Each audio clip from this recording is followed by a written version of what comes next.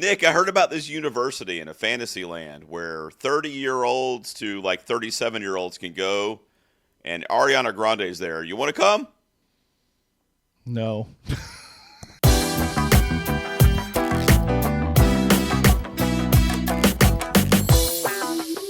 Ladies and gentlemen, welcome back to another episode of Two Peas on a Podcast, where we review the latest and sometimes greatest movies every week. Gerald is here with you and over on the other side, holding space as I defy gravity. Nicholas, how are you, my friend? Gerald. Together we're unlimited. Is that how it goes? I don't know the words to that. We're gonna sing through the whole episode. This could be an You're entire gonna sing. Singing episode. You're Paul, gonna sing. Paul, it was good to have your download, buddy. We love you. You can peace out from here. We're singing He the has whole already rest of the turned review. this off. Yeah, Whole he rest has of the thing. already What's up, turned it off. baby? I'm good, man. How are you? Look, Emily Higgins, man, what a sport. She came on last week. We did our 2011 movie draft. There is a poll up, which if you're listening to this on the day that this episode drops is when the poll ends. So go over to Twitter and vote for who had the best team of movies for 2011. And we want to thank her for coming on last week to do that kind of filler episode for us. That was a blast. And we got to see Butter, Nick. That's something we got to get on. I can't believe I was listening back to that episode. We were talking about it just in the pre-roll there, but I can't believe I still have not seen Butter. Emily, I promise I'm going to watch Butter. I have not had time. Like literally, my day to day. Like I understand.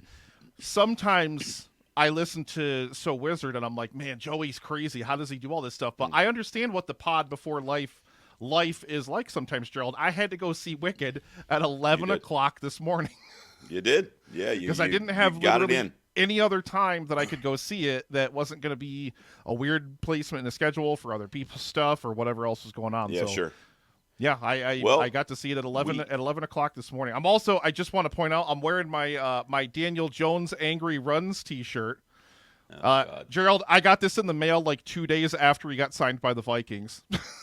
So, it's like, Wow. I love it. Good purchase. Good purchase. I love it. Hey, listen, I love Those DJ. Like impulse no matter buys. what, Yeah. like no matter what, like I love Danny Dimes, man. Dude played his heart out for the Giants. Well, I mean, now that he's gone, like they still haven't won a game since he's left. Like, and I think that just goes to show like the state of the team. It didn't all have everything to do with him. So they just need to figure it out. It's ever since they went on that yacht or whatever and took that picture, it's been downhill. God damn it. The damn yacht picture. That yacht, we're cursed by that yacht picture. We got to do some kind of weird ritual or something to break that curse. Well, NFL wise, the Panthers continue to break my heart. Another one that went down to the last play of the game, and they somehow managed to fucking lose this week.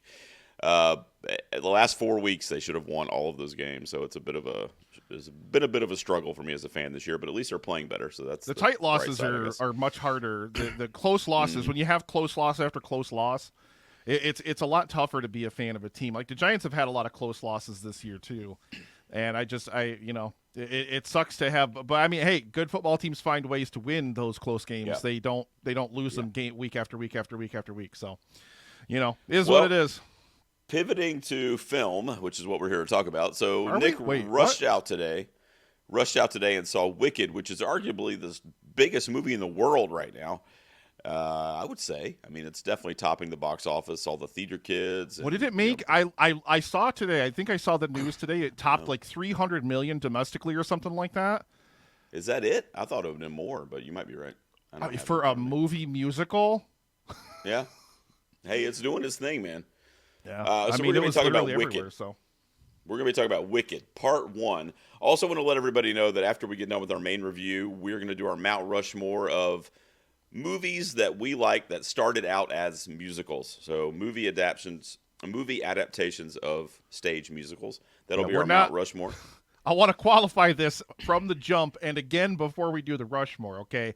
We are not ranking these in terms of the strength of the adaptation. I personally have never seen a musical on a stage. Yeah. So can I ask you about that real quick? That's weird to me. Like, what? You're in New York, first of all. You live in New York I'm in City. upstate New York. I'm so far away from the city. Like, it's ridiculous. Well, but, I mean, it's not like you couldn't see a show, like, once a year if you wanted to. I mean, you're such a musicals guy that I was just really surprised to hear that.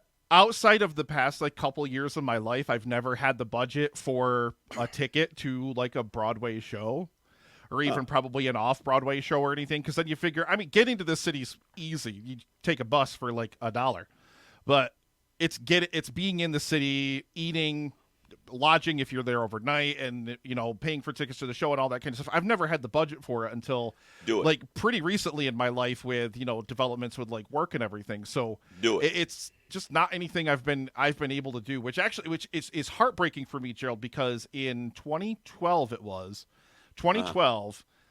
one of my favorite modern dramatic work, like bar none period, is Death of a Salesman. And Philip Seymour Hoffman and Andrew Garfield were in a revival of it on Broadway. Oh, wow. And I didn't even know that. I couldn't go. It's legitimately my favorite modern drama. It is absolutely one of the best things, literally, that's ever been penned. And Philip Seymour Hoffman and Andrew Garfield, Gerald, in an adaptation of it on the stage, and I could not get there to see it because I was so broke. And I mean, tickets for it were insane, dude. Like tickets for it were crazy. So it's a bucket list thing for me. I really, really do want to get to see a musical on a stage because I love musicals, dude. I love them. Feed them to me, daddy. Well, let's start with that then before we get to our score and the talk on Wicked tonight, because you are a musicals lover. I knew that coming into this episode, and I've heard you talk about that before.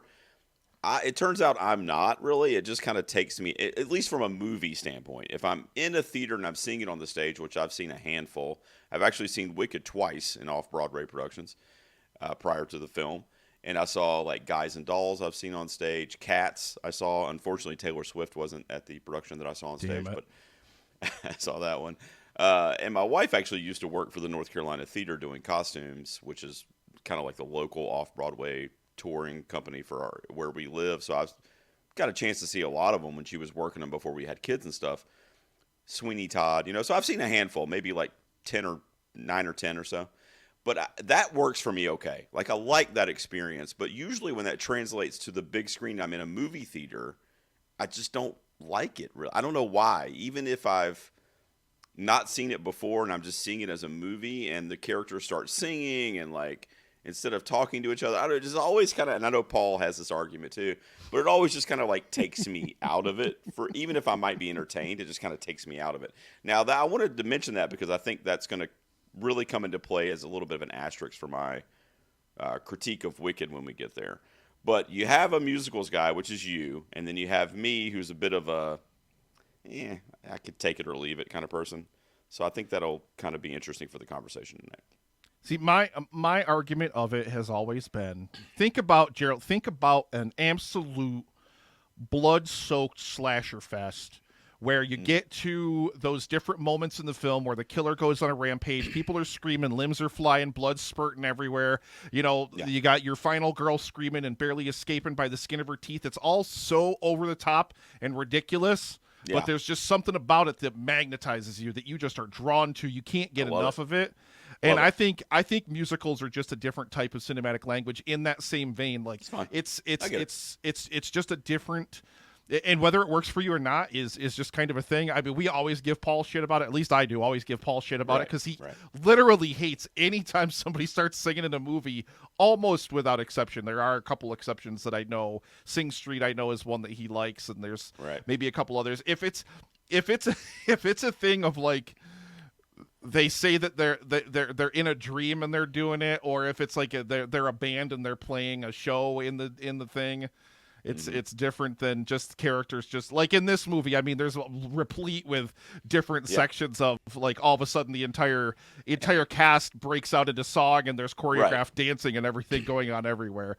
I cannot get enough of it, dude. I love it. I think even in movies like, spoilers for the Rushmore later, but 9 won't be on my list. But 9's a musical. Daniel Day-Lewis was in it. And a lot of other different people were in it. I can't remember. It was like a movie musical, you mean? Or it was like it was a movie. It was a movie musical, yeah. And it's utterly and completely phenomenal film in terms of the choreography of the musical set pieces. Like, there are a lot of musical set pieces in it that are phenomenal. The movie itself, extraordinarily. I don't think I've ever rewatched it, but I've rewatched some of the performances and stuff like that on YouTube. It's like it's got to work. It's got to work as a cohesive whole, though. It's got to come together as a cohesive piece of cinema. So. Another thing we're going to be doing at the end of the episode too, Nick, just to let everybody know to stick around or skip to it if they want to, is we're going to be spinning the wheel. The patrons gave us a bunch of holiday movies to throw into the hat. We're going to spin that roulette wheel, and we're going to see what holiday movie we land on. Didn't you already say this? Did I? No, I was talking about the Mount Rushmore, and now I'm talking about the wheel. I don't know. I swear to God, I think you already said it. No, we talked about it in pre-recording, I think. Dan, I expect a full-on cartoony rewind sound effect to Gerald talking about it before, because I swear to God you mentioned it before. I don't think I mentioned it after we At any rate, yes. But if I did, I apologize, but we'll be spinning the wheel. Guaranteed, if our Patreon picks are anything to go by for previous iterations of this, then it's supposed to be a holiday movie. It will not be even remotely holiday adjacent. Or it'll be like an Easter movie, maybe? Yeah, it'll be like a Labor Day film of some kind. Ooh. All right, let's talk about that'll be Brad's pick. Let's talk about Wicked Part 1, by the way. Wicked Part 1. I assume you know that this time next year there will be a Part 2 dropping to this thing. Yep. Maybe that'll come up during our review, but this is Wicked Part 1. Nick and I are going to give our scores out of 10. We have not discussed it with each other yet, and then we'll dive into our full-fledged discussion on Wicked. It's what we call the early score reveal. Damn it! This always happens! I think I'm gonna score and then I never score! It's not fair! All right, you beautiful bastard. Here we go. Oh, he's got. Oh, yeah. So tell everybody. So you have two, and you don't really know.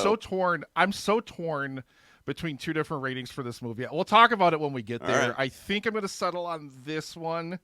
All right. But I'm not really torn. We'll get there.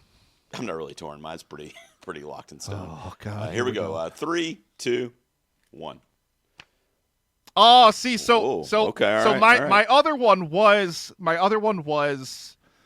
a 7, but I honestly think there's musical aspects of this that just take it that extra step for me. That's great. I'll tell you why it dropped from an 8 to a 7 as the movie went on for me, but a 7 for me and 8 from Nick. Is that why? Is it because the movie went on? No, I'm going to tell you why. I'm going to tell you why. You would be surprised to know that that's actually not why. Now, I'm not saying that helped it, but that's not why.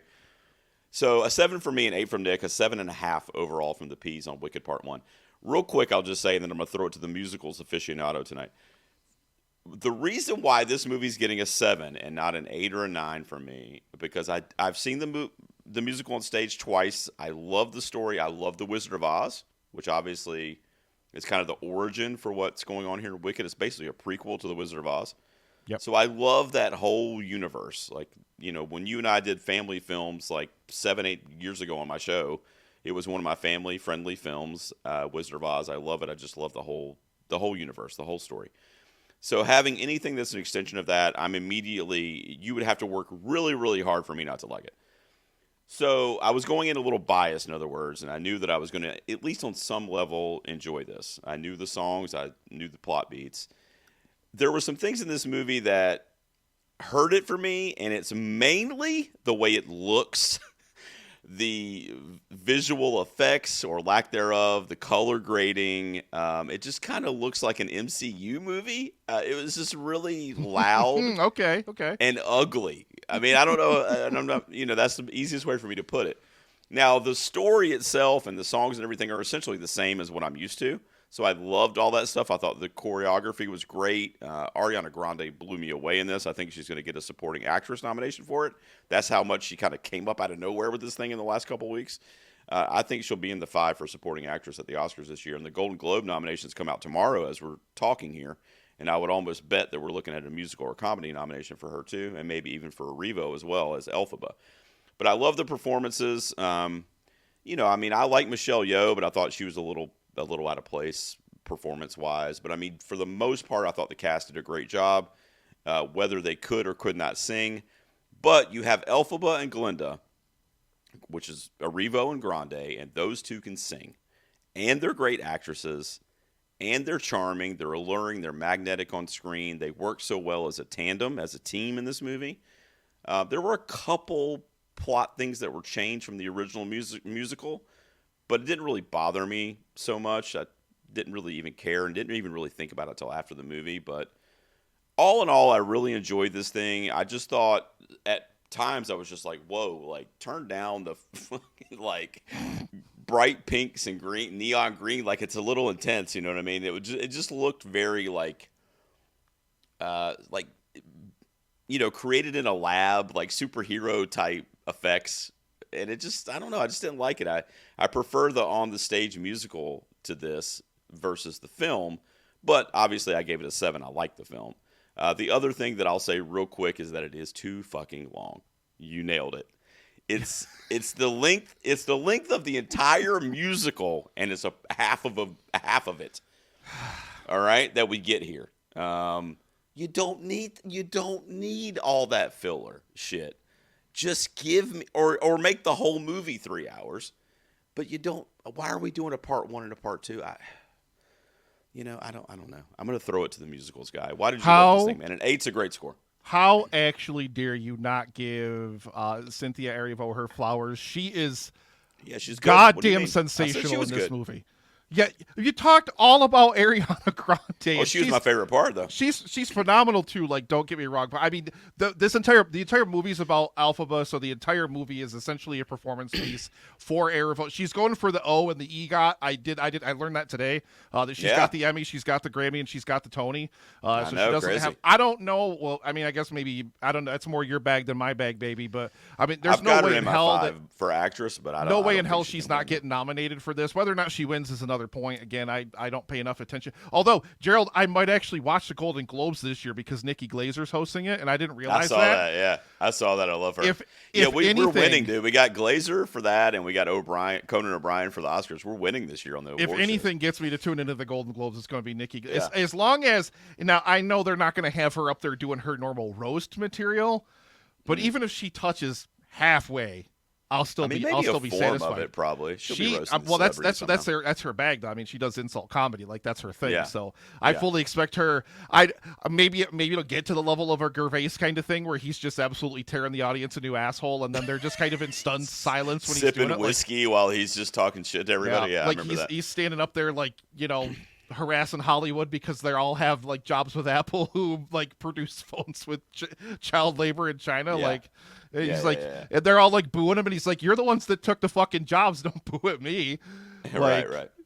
Like that kind of thing. So yeah, that excitement, that notwithstanding, I mean, sensational performances across the board, except for one performance in this movie, which is really glaringly, it doesn't fit inside of the movie. It takes me out of the movie too much. That it's Goldblum as the Wizard of Oz, dude. Yeah, I love Goldblum, and he can't sing either, so that hurt too. Yeah, he's not like the singer that everybody else in this movie is, but he's also just Jeff Goldblum.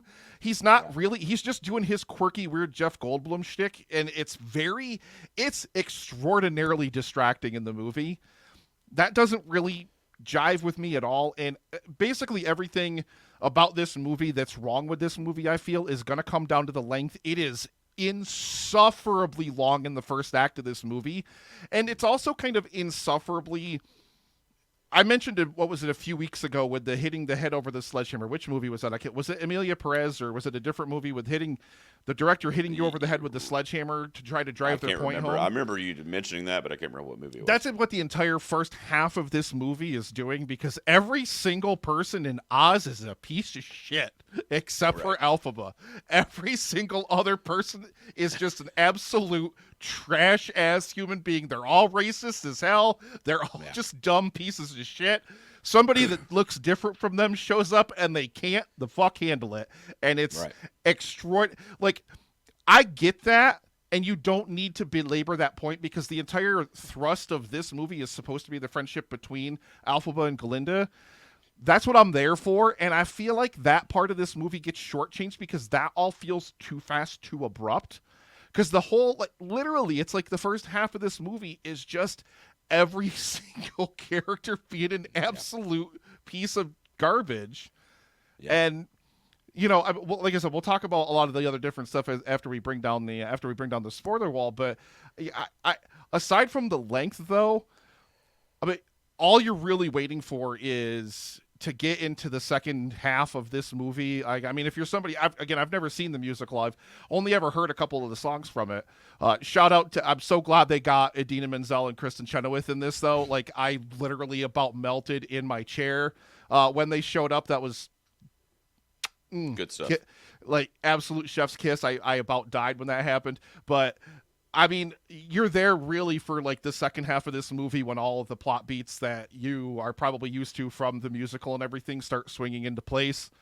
Yeah, And I thought there was a pretty deep lull. I mean, you mentioned the first act. I thought there was a pretty deep lull, kind of like it's in the first middle. half. I think the first kinda half of the dragged. movie overall is. And that's why I'm like, we didn't need to do 2 hours and 50 minutes. I mean, I know I say that every week for every movie that we ever talk about, but I mean, If they knowing wanted this to do material, 2 parts, I think before we turn on the spoiler wall, I want to just get your opinion on this because I think 2 parts is fine, but I think each half clocking in at 2.5 hours is no bueno. I don't think this movie Crazy. needed to be anywhere near this long.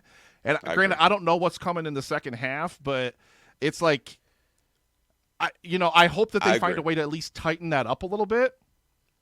Yeah, I mean, when they get to Defying Gravity, and we'll talk about that on the other side of the spoiler wall too, like what happens in that scene and everything. But like, that's when the intermission hits in the musical. Yeah, that's the end of Act Which 1, is- yeah. Yeah, which is like, I don't know, an hour 20, hour 30 into the musical, and then you come back for the rest of it. So you're kind of just like, as somebody is the fan of the musical, you're just kind of waiting for Defying Gravity because then you know, okay, well, at least now we're going to be in our Wicked Witch phase, because from that point, she's the Wicked Witch of the West, essentially. And that happens and the movie ends. So you know it's going to because you know it's a part 1, which, by the way, they haven't really been advertising this as a part 1, which is something else I want to ask you about. Let's get into our spoiler discussion on Wicked. When we come back from this break, guys, we will be into full spoilers. We'll be right back. Welcome back, ladies and gentlemen. We are discussing Wicked, Part 1. And like I said, pre-break, we're going to be spoiling the hell out of this thing going forward. We're just going to talk about whatever comes up. So if you have not seen the movie yet and you don't want to be spoiled, then do not listen to this section of the podcast. Come back after you've seen it. Nick, we were talking about the length pre-break, which that, along with kind of the ugly effects, is the best way I can put it, were really the only downsides for me. I agree with you on Goldblum. You mentioned his performance being out of place. I agree with him, and I also thought Michelle Yeoh was a little bit out of place. And I I wouldn't say out of place. I would say underutilized, maybe. I don't really feel like we got much of her. Like, all of a sudden, she swerves to be a bad guy. And I was just that's kind of true. like, okay, but we didn't, like, it was like, you got so little of her that it didn't affect me at all. I was just like, okay. Did the and this, I don't know what you, because you didn't, so you had never seen the musical or didn't know the plot of it prior to this? No, not at all. Okay, all right. So did the animal rights stuff and the kind of political messaging in the story resonate with you, or how did that read for you? I'm just curious. I mean, fine, I guess. Like, I don't know. It kind of took me aback that there were talking animals in it at first, and then I kind of thought to myself, like, oh yeah, well, there is the talking lion in the Wizard of Oz. So I mean, I guess, I was like, okay, I guess it, you don't necessarily think of it that way because it's obviously just a dude in a lion costume and everything. Sure. But yeah, then I kind of like snapped in my brain, like, oh, okay, I guess it makes sense that there's a talking animal. Like that would be perfectly fine. I mean, it's obviously just meant to be a metaphor for like silencing people, like oppressing Well, there's a lot people. of parallels. Yeah, there's a lot of parallels, especially Yeah, when this it's definitely just was meant to be written. kind of a metaphor for that sort of thing. I don't necessarily know how literally it translates to screen because I don't understand how you can literally like take the animal's voice away. Like that didn't really translate to me. I'm just like, but how? But how do they just stop talking if they already know how to talk? Like, why is that a thing that they stopped doing? Like, they never bother to explain that. They just kind of leave it out there. Like, you just have to accept it kind of as a part of the plot. That didn't, like I said, it didn't really ring home for me, but it also probably didn't really super bother me either. Like Right. I was along for the ride with it, but I was also like, I mean, again, this just plays back into what I was mentioning before the spoiler wall dropped. Like, every single person in Oz except for Elphaba is a giant piece of shit. Right. Well, no, right. not well, a single other Elphaba person is... in Oz is like every other single person in Oz is like talking animals. Get him out of here. So that looks like dinner, baby. Mm. And Elphaba, is obviously made to look completely different. She's green when nobody else is, and so that's like the symbolic like visual of it, like, oh, this something is not like everything else, But that one thing that's not like everything else is at the same time the most like sympathetic and like the most like moral kind of character in the story, at least until we get to Shiz and we start meeting the professor that was played by Peter Dinklage and a couple other characters. But even Glinda, who essentially ends up becoming her best friend, was initially kind of like a bully and kind of like just worried about being the most popular. And, so even that character wasn't really, you didn't really feel for that character until they kind of became close. But it was all about, you're right, it was all about Elphaba's kind of battle in this society that didn't really accept her. And when we get to Oz and we get to the Emerald City specifically, and we meet Goldblum, the wizard, and we find out about Michelle Yeoh being a heel in that, working with him. But Elphaba's kind of like connection to the animals and them being shunned from society obviously reflected what she was feeling as a green person or whatever. So that was why she was sympathetic to that race of animals. But what kind of not ruined it, but what kind of like made me question it was like, it did seem a little slap you in your face, like with the parallels kind of going on right now with us, because she gets to Oz and, the wizard is like trying to give his people, the public, a villain. And I think he even says like, you can't run a society without a good villain or something to that effect. I can't remember what the exact quote was. And essentially, he kind of, in other words, she's being turned into something she's not, but she's also kind of embracing it at the same time, especially when we get to part 2. And I know you said you don't know what happens yet, and we don't need to jump all the way up there, but I'm just curious about somebody that didn't know about Wicked before, if you just saw it as this kind of like fun musical spinoff of The Wizard of Oz, or if you saw those kind of like political parallels, and if you did, I'm just curious like if they worked for you. Yeah. I think they do well enough, but I think the problem is that the first half of the movie in general, and that's kind of why, again, the whole, especially first half of this is supposed to be about the friendship between Elphaba and Glinda, right? You're supposed to really be drawn to the two of those characters, but Galinda's such a shithead character, and I love Ariana Grande. She's great in the role, but that character is so unlikable. I know, like, she's like the pretty popular girl and et cetera, et cetera, et cetera, but she's so nails on a chalkboard, like gratingly off-putting as a character, and she's so, again, she's in with everybody else who it just like always reacts really poorly to Elphaba, to where I didn't find any sympathy with her or anything like that, and I really wish they would have given me something to sympathize with that character about. Like, once she has the moment when, they're at that party or whatever, and she makes fun of her because she makes her wear the hat, and she makes fun of her and everything, but then kind of has that moment where she realizes maybe she's gone too far, and then sort of comes out there and embraces her. That was a really moving scene. I really, really loved that scene. That was great. But I think that the film kind of hammers home way too long. Again, if you cut the first half of this movie by about half of its runtime, I think this would be an excellent 10 out of 10 probably movie, because it would have cut down on all of the excessive, like, holy cow, look at how shitty these people are. Look at how shitty Glinda is as a character. She's vapid. She's only cares about being popular, all those different things. It doesn't care about like the real harm that she's doing to people. I would have liked to see more kind of like of the scene, like after they become friends and they're in the room talking and they just are sitting there like talking to each other about all of these different things. I would have really loved more of that kind of closeness, more between those two characters in that vein, to really connect me to their relationship, because obviously the end of this movie, by the time you get to the end, or in the musical, the end of Act 1, you're going to pull them apart, right? So I feel like that I really needed that relationship to be sold further to me, and I think Erivo and Grande do great with the material.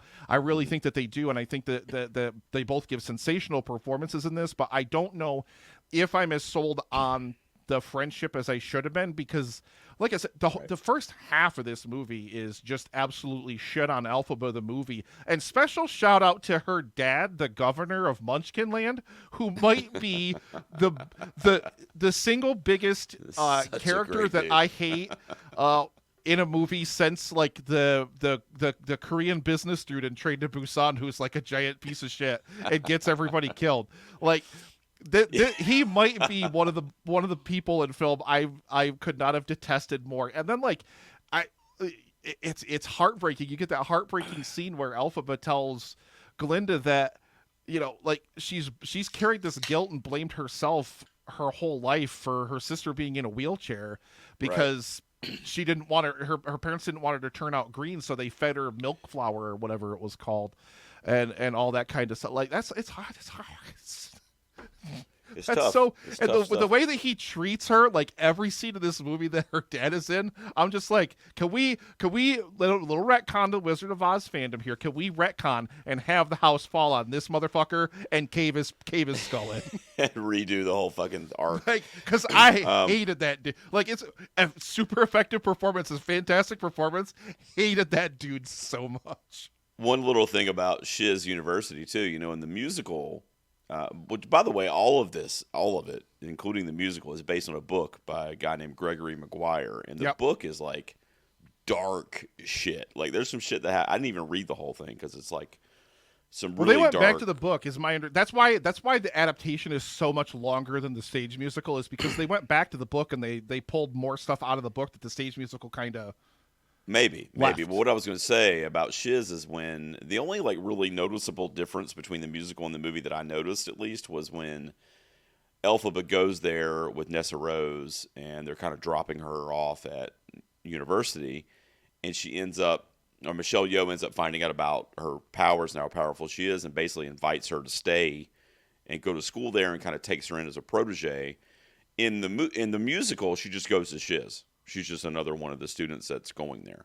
That was the only like major difference. And I didn't know if that was to like show the audience that maybe had not seen the musical, like, this is how powerful Elphaba is. This is how bad she can be if it kind of gets out of control. I wonder if that's a plot point that they lifted from the book that the musical changed. Maybe. I didn't read. I started reading the book and I didn't make it. It makes sense in the halfway, music so. for the stage musical to just kind of truncate that into she just goes to Shiz, because I mean, really, it doesn't add a whole lot, like in terms of the kind of the beginning arc of all of that. There's really, you can kind of truncate those thoughts and feelings into kind of a brief thing as opposed to drawing it out, even though it's not drawn out a lot, but all these little things add up to the incredibly long runtime of this movie. True. And one thing too that this musical and the movie do a great job of, though, and Cynthia Erivo specifically because of her performance, but is that it shows us that, you know, in our society today, it would be like the media, you know, for example, but it shows us how somebody can be cast as a villain and portrayed as a villain. And if society kind of says, oh, okay, that's the villain, then what does that person do? Do you know what I mean? Everybody around them, including their close family, really, is saying, you're the bad guy. You're the one that we want out of here. You know, you're not like us. And it becomes a kind of lonely journey. And I think the Wicked Witch of the West from The Wizard of Oz, the 1939 film, is one of the great on-screen villains. And I think that especially after you see part 2, and of course I don't know because I haven't seen John Chu's part 2 yet, but seeing the musical and knowing the production, I think it does a good job of showing us how society basically created a monster.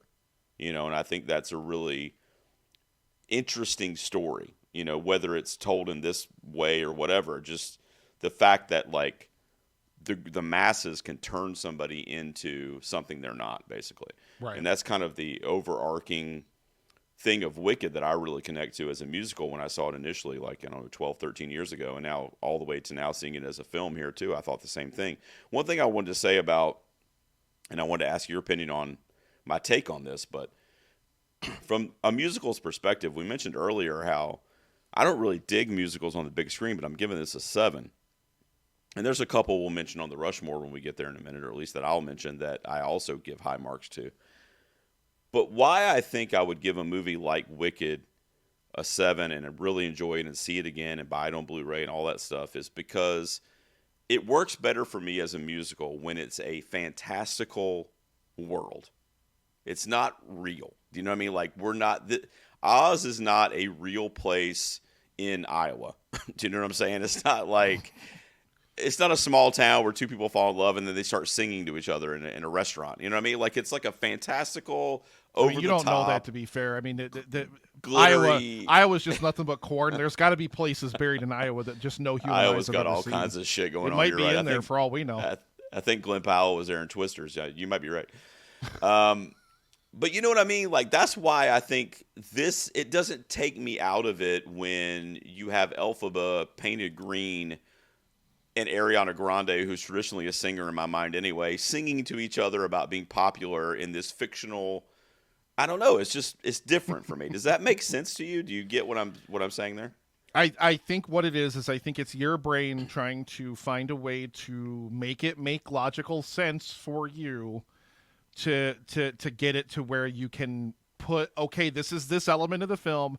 I've got to take this. It's got to work for me, and I can accept it. And now I'm into the movie's universe, and I can enjoy the whole experience of it. Yeah, maybe. If you can't, there's that buy-in point. And I know I bring up Snowpiercer a lot on this show, but Snowpiercer's like that for me. But it's a good example of this, though, because I can't buy into Snowpiercer logically. It does not make logical sense to me that there's a big giant train track that they could never go outside and maintain in absolutely, like, frigid sub-zero temperatures literally all the time, and a train that absolutely runs forever on the souls of babies or whatever. Like, it completely snaps for me. I'm just like, okay, I get what you're doing, Bong Joon-ho. You're doing class struggles on a train. Fine, whatever. It does not work for me because fundamentally the whole time I'm like, but what do I do if the track breaks? Is there a chance the track could bend, Gerald? Like, I don't know. Yeah, right, sure, yeah. That's what I'm saying. Like, so I run into logical snags with that kind of stuff where if I can't buy into a movie's world, it doesn't matter what you do. It doesn't matter how well you do it. I can't be on board. I can't be. And it's kind of like horror, like some horror movies are like that for me. Although I love a good bloody, crazy slasher movie, and I love a decent horror movie here. You do? Once in a while. Not very Is this often. thing on? Not very Nick? often. But every once in a while, I can buy into one though, and I can get on board with one because I gotta get it. I gotta get that window into the movie, and I gotta accept it and let it inside of me and be like, okay. Yeah, no, I get it. You know what I mean? We got to get to our Mount Rushmore here in a second. I wanted to ask you real quick though about the musical numbers, the soundtrack. I mean, were you into these? What was your favorite song? What was your favorite choreography? I mean, don't stop it. It was popular. Well, Popular's great. Popular's great. I mean, And I'm sorry, like the names of all the songs are gonna escape me. No one. What's the opening song? Like No One Mourns for the Wicked. Yeah, that's an absolutely great number. There's a lot of great numbers. Elphaba's number where she's singing about the prince dude. We haven't even talked about literally most of the rest of the cast in the movie. Yeah. Jonathan Bailey plays Firio. He's good. Fiero, who's the prince? He's good. I like him. I like him a lot. I like the song where he first shows up. Where I like that he played that. I'm sorry to interrupt. I like that he played that as such a like surreal Prince Charming.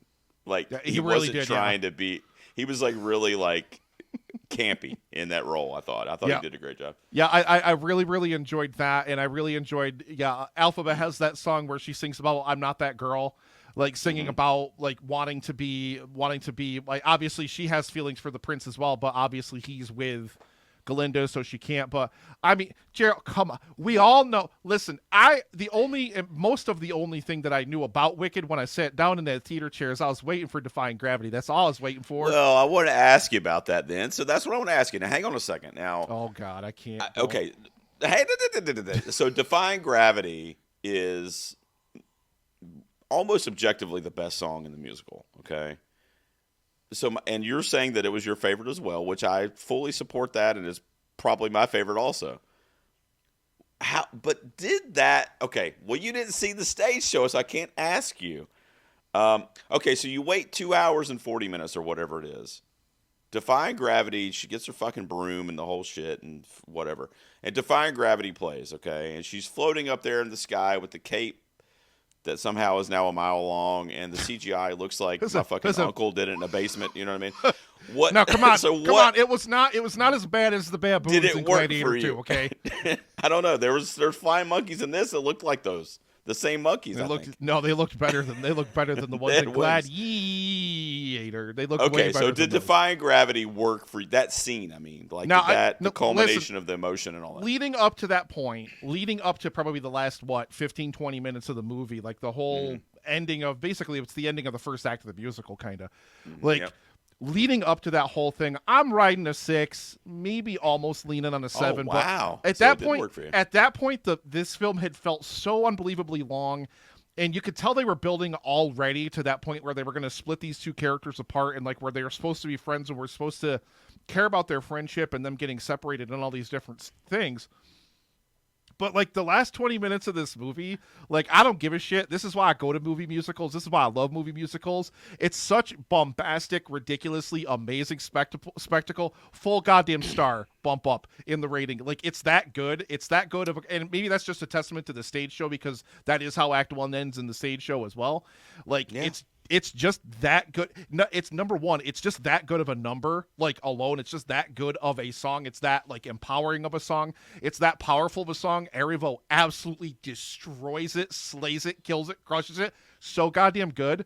Like I'm getting chills, like tearing up in the theater. I'm a mess, dude. Like watching this in the theater. The song is one of the great Broadway songs in the history of Broadway musicals. I agree. In the movie, even though Erivo and Grande did great in the song, particularly Erivo, because it's really her number, there was just something about the visuals of that scene that I didn't appreciate as much as I did in the stage version. Now, you have not seen the stage version, so you can't compare the two. I think it's I think, and I'm granted, again, like you said, I'm not taking it from the adaptation standpoint. I think, but thinking about that scene logically, it is like they're trying to escape from the Emerald City. They're trying to like literally escape. They've stolen why is the book shaped like a weird folded octagon? Who knows? Don't ask questions.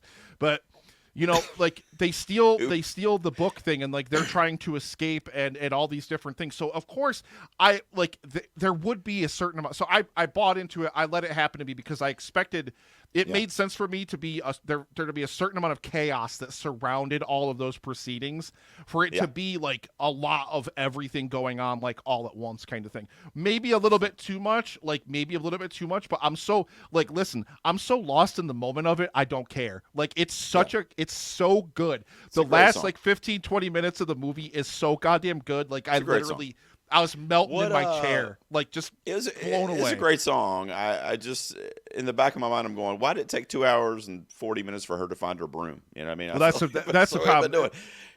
Ultimately, but it was good. It was good. I mean, don't mistake what I'm saying. It was good. It was the best number in the movie, and it's the best number in the musical, frankly. Although there is one song in the second half that I really like too. But Defying Gravity is probably my favorite one. All right, let's do our Mount Rushmore of movie musical adaptations. But just to wrap up real quick, it was a 7 from me and an 8 from Nick on Wicked Part 1, which puts us at a 7.5 from the P's. That's a pretty high-rated 2024 film. I don't know if it takes down Twisters as our number one movie of the year, but it's close. It's close.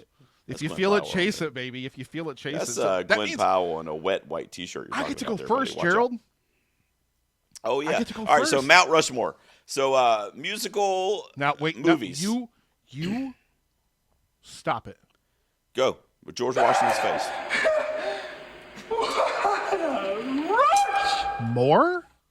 God bless us all. Can't tell me that's not Jim Carrey. Send me that clip, by the way. It's going to be my ringtone when you call me.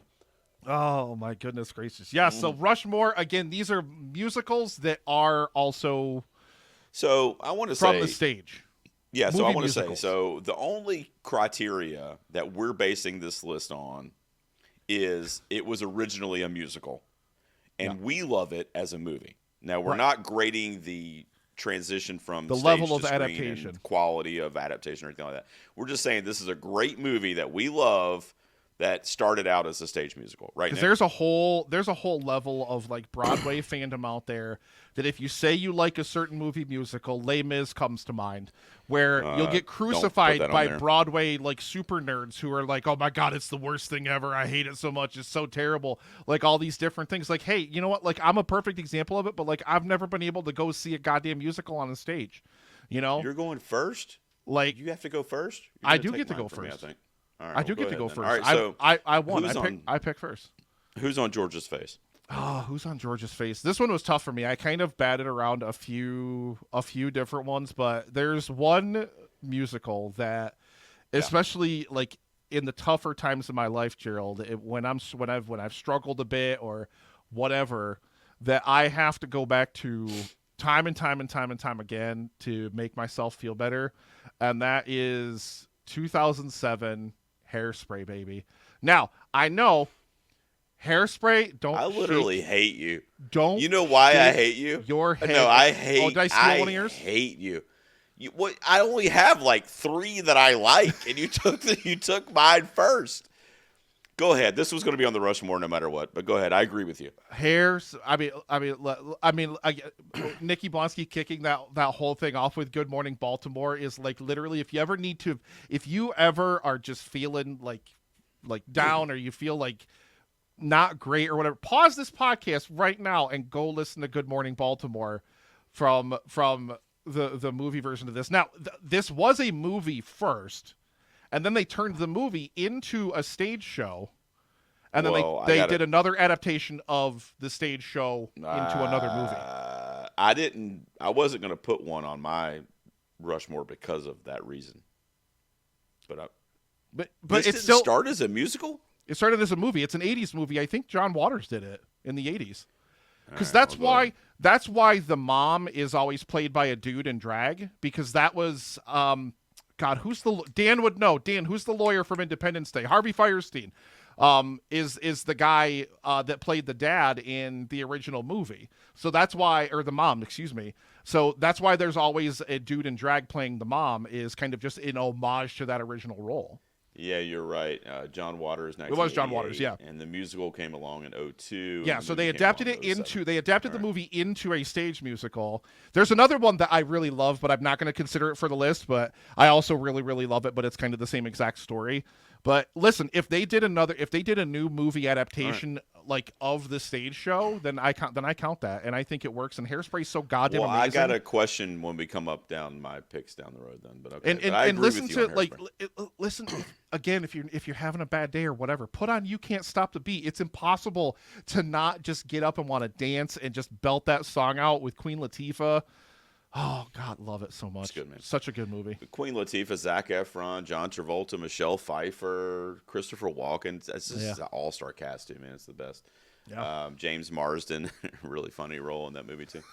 So Hairspray would have been my George Washington face plant, but instead, for Lincoln or whoever, I guess I'll put up another movie that I love that was spawned from a musical called Chicago. It actually won the Academy Award for Best Picture in 2002. So good. Renee Zellweger, dude, Catherine it's so Zeta-Jones. Yeah, I mean, it's basically a 1920s kind of crime love story, almost like a Bonnie and Clyde type feel to it. But yeah, I haven't seen this one in actually a long time. But based on Catherine Zeta-Jones, Richard Gere, Renee Zellweger. Yeah. Oh, I think it was Bob Fosse that did the musical too. Such a good movie, dude. Oh man. And Queen Latifah again too. Don't forget Queen Latifah too. Yeah. So she's showing up all over the place on this Rushmore. But we bow to the literal queen. So Hairspray and now movie. Chicago would be my first pick. All right, we'll see where you go for Teddy's face. I've got so many movies I love, and it's sad that I don't have 5 more spots to fill out this Rushmore, but absolutely, again, just mind-blowing talent. Jennifer Hudson won an Oscar, Gerald. Her first performance ever in film. She won an Oscar. in Dreamgirls, baby. I mean, Dreamgirls, Beyonce up in there, Jamie Foxx up in there, and again, I mean, Jennifer Hudson is an absolute dream in that movie. Such a no pun intended. Eddie Murphy in that movie. I still remember.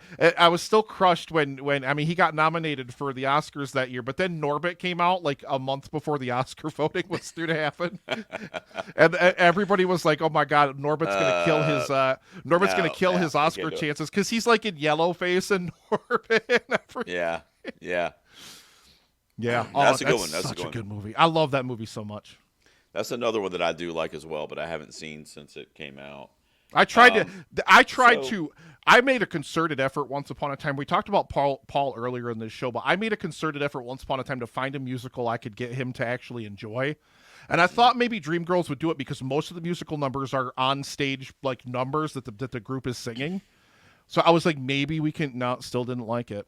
He still did not like it, even though there's only maybe a couple of songs in that movie that are not just on stage numbers, like production wise. But I was like, I mean, come on, man. One night only, and I'm telling you, I'm not going, Gerald.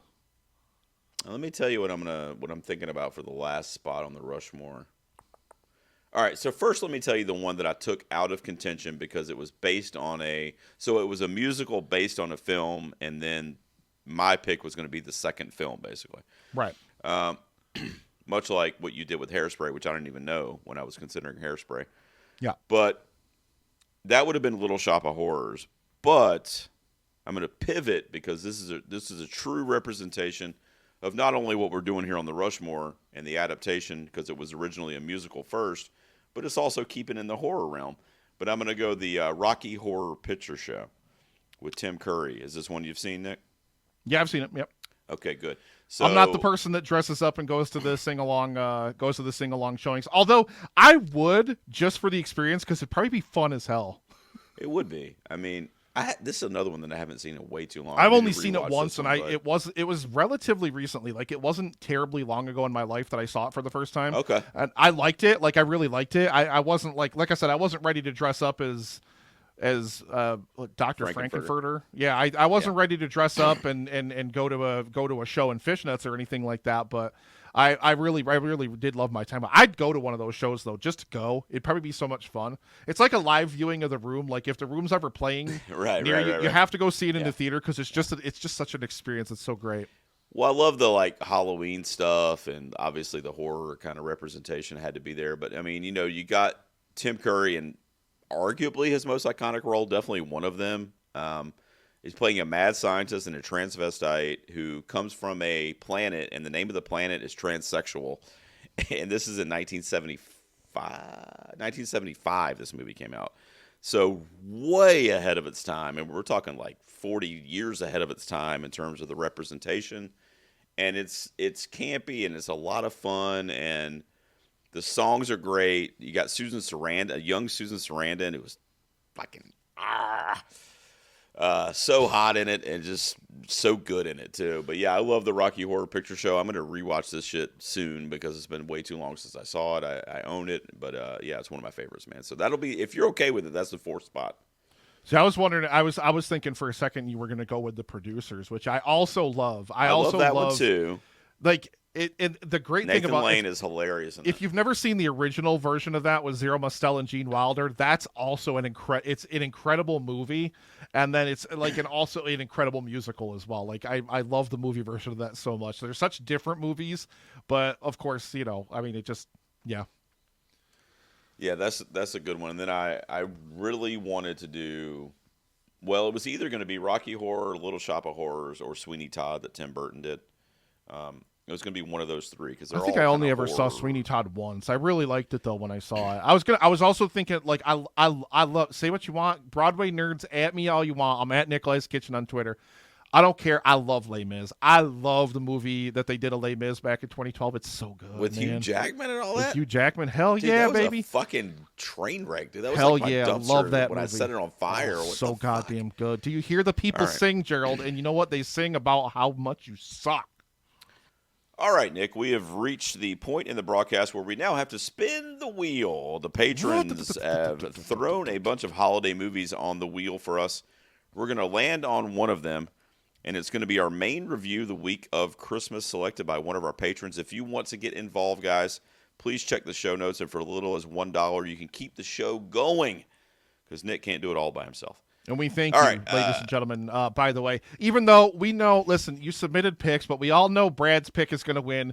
Once again, Gerald was telling me the picks. I'm looking through the list. I immediately picked out the movie Brad selected because I knew. So we all know Brad's movie is going to get it. Like, we all know. He always does somehow. But he just manages to sneak it somehow. Christmas in it. This one has Christmas in it, at least, the one he picked. Yeah. All right. All right, here we go. All right, guys, I'm going to count us down, Nick, and we're going to spin this thing and see what we're reviewing here in the next week or two. Let's do it. Let's defy gravity by spinning this wheel. For the holiday season. I don't know how that works. I don't either. Hold space. Here we go. 3, 2, 1. And there it goes. What are we going to be reviewing on the show? Courtesy of the patrons. The Ref. What? Look it up. The hell is the Ref? I think that's a Dennis Leary comedy. Hang on. The Ref. Let's look it up.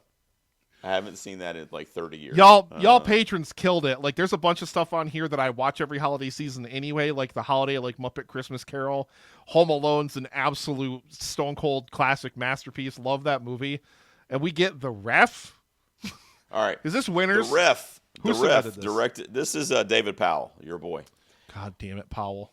The Ref, directed by Ted Demme from 1994, starring Dennis Leary, Judy Davis, and Kevin Spacey. Holy shit. It says a cat burglar is forced to take a bickering, dysfunctional family hostage on Christmas Eve. And it's got Dennis Leary holding a gun to Kevin Spacey, so I like that part on the poster. So I mean, you know what? We'll roll with it. Dennis Leary, Kevin Spacey, I'm going to give it a chance. Could be something interesting. Could be something good. From the 90s especially, you know. Could be something good. Thank you, patron David Powell, for submitting that. And it didn't land on Brad's pick for once. Thank God. Jeez. Nutcracker Massacre. You wanted me to watch Nutcracker Massacre, admit it. You wanted me to watch that. I feel like Brad asked me to watch that for his show like 2 years ago. I feel like I've seen that. I didn't probably have. It's a horror movie. I didn't like it. You're the horror guy. I might as well just have a sign behind me that says musical guy.